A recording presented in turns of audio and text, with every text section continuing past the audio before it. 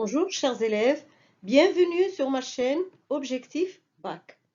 Aujourd'hui, j'aurai le plaisir de vous présenter les étapes du schéma narratif. Je m'adresse spécialement aux élèves de la 3e année collège et les élèves du tronc commun cycle qualifiant. Allons-y, c'est parti. Je vous rappelle d'abord les étapes du schéma narratif. Alors vous savez que tout récit est structuré suivant un schéma narratif qui se compose de 5 étapes. On trouve d'abord la situation initiale où l'auteur va présenter le personnage principal ou les personnages principaux et il va situer l'histoire dans le lieu, le temps et l'époque. Cette situation initiale est caractérisée par le calme, la stabilité. Mais ce calme et cette stabilité va être perturbée par un événement que le personnage n'attend pas, inattendu, et donc il va perturber cette stabilité et va déclencher la suite des événements pour régler le problème posé. Dans une 4e étape, on va voir la résolution du problème ou la solution. Et dans la 5e étape, il y a la situation finale. Donc tout revient dans l'ordre. On revient à l'équilibre, mais un équilibre qui est différent de la situation initiale. On va s'intéresser dans cette vidéo aux 2 premières étapes du schéma narratif, à savoir la situation initiale et l'événement inattendu. Quelles sont leurs caractéristiques?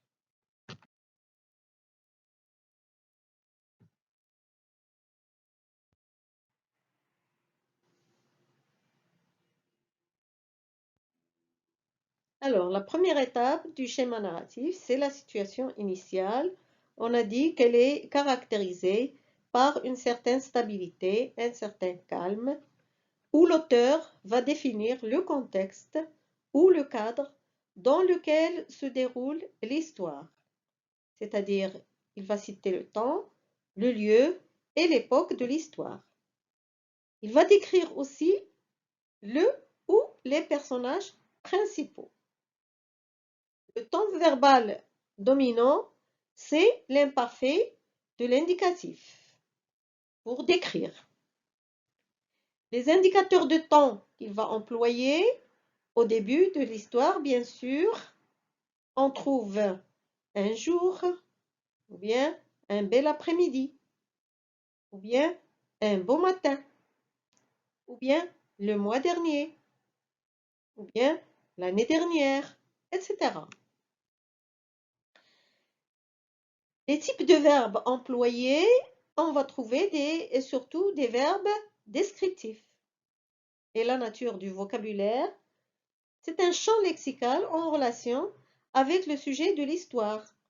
Si l'auteur choisit de parler de la guerre, bien sûr, il va choisir tous les termes qui sont en relation avec la guerre. S'il choisit de parler d'une histoire où il y a la peur, il va choisir tout le vocabulaire relatif à la peur.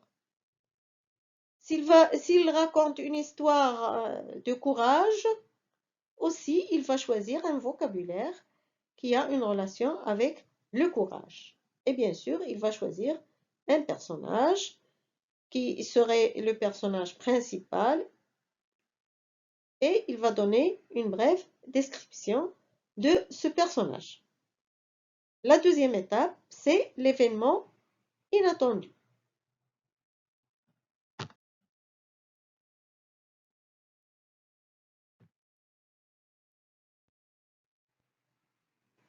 C'est quoi alors cet événement inattendu? C'est un événement qui vient perturber l'équilibre et le calme de la situation initiale. Alors le temps verbal dominant, c'est le passé simple de l'indicatif. L'indicateur de temps utilisé, c'est un indicateur qui déclenche le changement dans l'histoire comme soudain, tout à coup, brusquement, quand, etc. Qui seront suivis, bien sûr, d'un verbe au passé simple. Et donc, il va interrompre l'équilibre de la situation initiale pour déclencher une suite d'événements. Le type de verbe, surtout, ce sont des verbes d'action, toujours au passé simple. Et la nature du vocabulaire, il est en relation avec le sujet, comme on a expliqué tout à l'heure. Réinvestissement, c'est-à-dire comment rédiger une situation initiale à partir de l'activité suivante. Rédiger en 2 ou 3 phrases une situation stable en vous appuyant sur les mots suivants. La nuit, la cour de l'école, une silhouette. Alors, rédaction possible.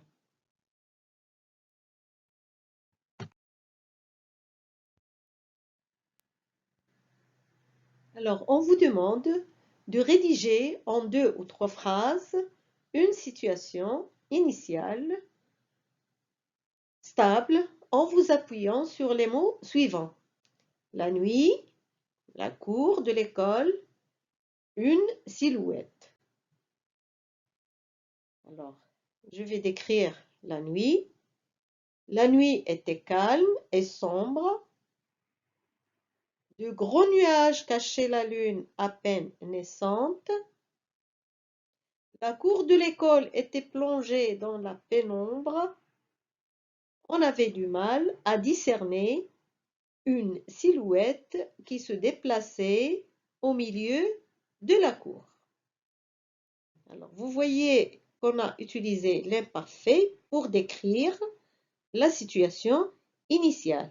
Le verbe être à l'imparfait, la nuit était, caché bien sûr aussi à l'imparfait, encore le verbe être, le verbe avoir à l'imparfait et le verbe se déplacer aussi à l'imparfait.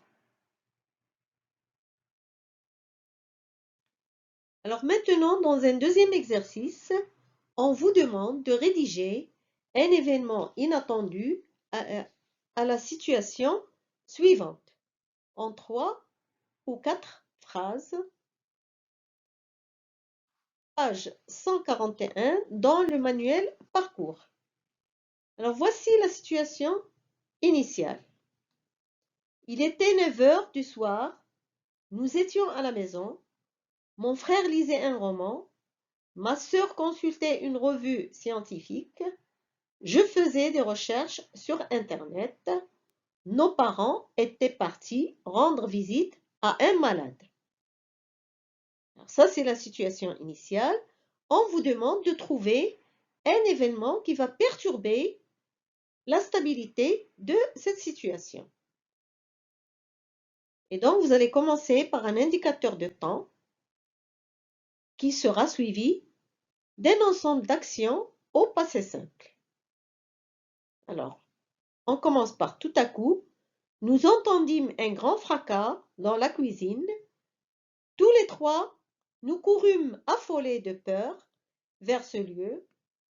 Une grande assiette tomba du potager et se cassa en petits morceaux. C'était notre chat qui était dans le jardin, qui sauta par la fenêtre et perturba notre sérénité.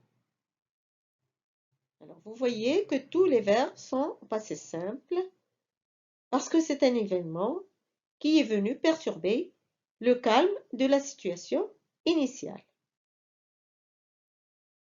Voilà pour cette séance. Si vous avez aimé ma vidéo, abonnez-vous à ma chaîne et partagez-la avec vos amis pour recevoir toutes mes vidéos. Merci de votre attention et à très bientôt.